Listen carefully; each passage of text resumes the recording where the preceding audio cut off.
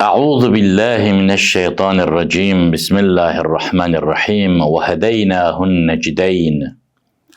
Allah Teala Bələd surəsində 30-cu cüzdə Bələd surəsində buyurur ki, biz hər iki yolu insanlara öyrətmişik. Xeyir yolu olsun, şər yolu olsun, yaxşı yol olsun, pis yol olsun, düz yol olsun, əyri yol olsun öyrətmişik. Amma fələqtəhəməl əqəbə. İnsan istəmir ağır yollardan keçsin, istəmir əqəbədən keçsin, o aşırımdan keçmək istəmir, o qorxulu yoldan keçmək istəmir. Nədir qorxulu yol? Və mə adrakəməl əqəbə. Çətin yol, qorxulu yol, aşırım, maniyə, əngəl yol. Hansı yoldur? Buyurur, sən hardan biləsən ki, sən nə bilirsən ki, əqəbə nədir? O çətin yol nədir? Fəkku rəqəbə. Bir qulu azad etməkdir çətin yol. Yəni, insanları azad etmək çətindir. İnsanları qul etmək asandır. Əv it'amun fi yevmin zi məsqəbəh.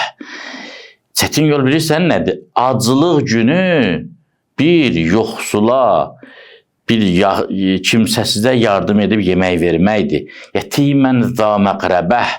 Qohumun olan bir yetimə ruzi vermək, ona dəstək olmaqdır. Əv miskinən zâ mətrəbəh. Toz torpağa bulaşmış bir əlsiz ayaqsıza yardım etməkdir.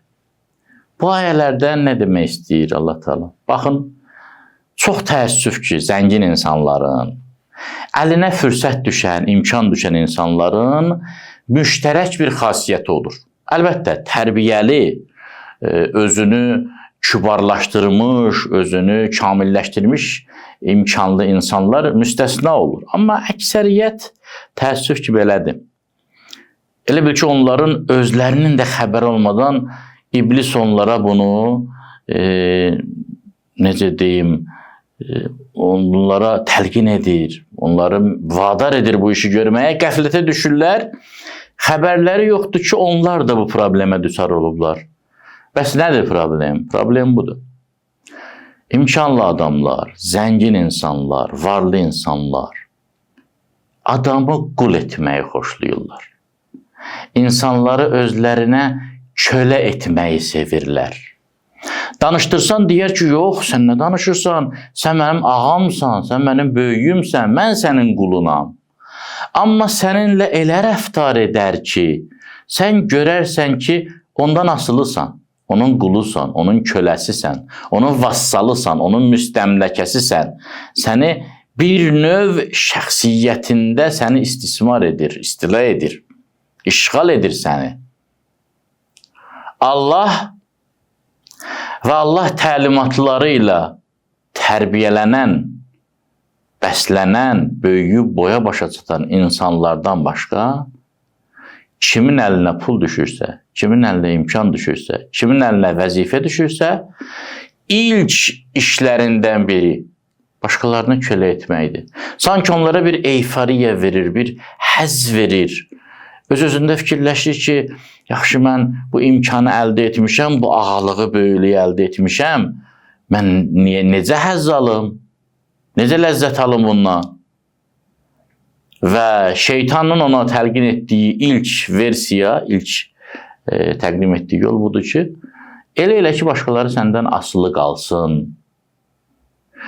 Qoyma kimsə acından ölsün. Qoyma kimsə miskin duruma düşsün. Şərait yarat, qohum-əqrəbana şərait yarat, dostlarına şərait yarat. Hətta övladlarına şərait yarat, imkan yarat. Amma bilirsən necə? Ona balıq tutmaq öyrətmə. Ona sadəcə balıq ver. Əgər balıq tutmağı öyrənsə, səndən asılı olmaz. Səndən asılı olmasan, sənin o daxilindəki egon tətmin olmaz. Egon qane olmaz. Egon qane olmasa, özün-özündə fikirləşəcəksən ki, mənə bu imkan nəyimə lazımdır. Madam ki, mən bu imkanla, bu şəraitlə, bu güclə, bu vəzifə ilə kiməsə ağalıq edə bilmirəm, Kiminsə böyüyü ağsaqqalı deyiləm. Kimsə mənə tabe deyil. Ən sadəsi, kimsə məni saymır. Kimsə mənə xüsusi hörmət eləmir. Kimsə məni xüsusilə saymır. O zaman mənim nəyimə lazımdır bu var dövlət? Sanki Allah Teala var dövləti bunları ona görə verib ki, bunlar hökmən kimlərisə özlərinin qulu etsinlər. Bunlar gələndə kimlərsə ayağa qalsın. Bunlar gələndə kimlərsə özlərini yığışdırsınlar. Əlbəttə, insanın insana hörmət etməsi labüddür, vacibdir, ədəb, ərkan, mədəniyyət, nəzakət qaydaları, bunlar zəruridir. Amma bəzi insanlar var, əlinə imkan düşən kimi xüsusi hörmət, xüsusi qayğı, xüsusi ehtiram tələb edir və başqalarını kölələşdirməyə çalışır. Allah nə buyurur bu ayədə? Buyurur, insanlıq çətindir. Şərəfli olmaq çətindir. Və o çətin nədir? Fəkku rəqəbə. İnsanı azad etməkdir çətin. İnsanı qul etmək asandır. Sənin əlinə fürsət düşsə insanı azad elə. Elə ki o azad düşünə bilsin. Sənə sağ ol da desə, özü fikirləşib sağ ol desin. Sağ ol deməsə də özü fikirləşib sağ ol deməsin. Sən ona etdiyin yardımla onu özünə kölə etmə, onun şəxsiyyətini özünə bağlama. Fəkku rəqəbə insanlıqdır. İnsanları bəndə etmək yox, insanları bəndəlikdən azad etmək. İnsanların bəndini açmaq, düyününü açmaq. Allah Teala elə bir varlıqdır ki, kim ona qul olursa, bütün qulluqlardan azad olur. Və Allah Teala'ya qulluğu könüllü şəkildə seçir. Ona görə ki, görür mənim varlığım altını çizərək deyirəm, xüsusi təkidlə. Mənim varlığım ona bağlıdır. Yəni, Allah istəməsə mən yoxam ki, azad da olum. Və Allahın da məni azad etməsi, özünə qul etməsi nədəsə özünü göstərmir ki, mən özümü məcbur bilim ki, bəli, mən ona təşəkkür etməliyəm. O mənim vicdanımdan, eşqimdən doğur. Amma başqaları belə deyil. Başqaları müxtəlif siyasətlərlə səni özünə qul edir. Görsən, 5 manat əlinə pul düşür, səninlə elə rəftar edir ki, məsələn, sənə bir şərait yaradır. Amma elə şərait yaradır ki, inkişaf etməyəsən, acından da ölməyəsən, elə ona bağlı olaraq qalasan. Allah buyurur, belə insanlar mənim insanlarım deyil, mənim bəndələrim deyil. Mənim bəndəm fəkku rəqəbəh edər. Mənim bəndəmin əlinə imkan düşsə, qul azad edər. İstər o nəfsin qulu olsun, nəfsindən azad edər. İstər o dünyanın qulu olsun, dünyadan azad edər. İstər şeytanın qulu olsun, şeytandan azad edər.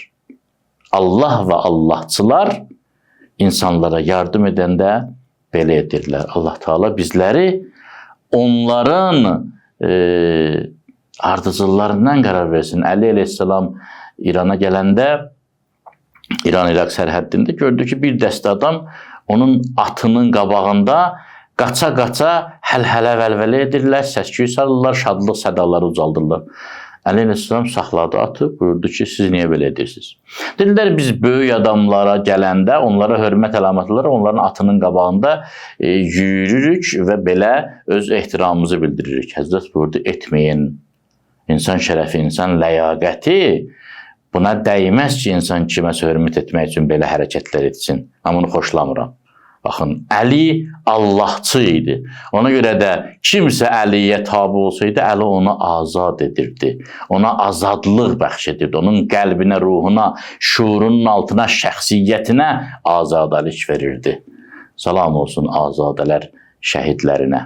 Allah amandır.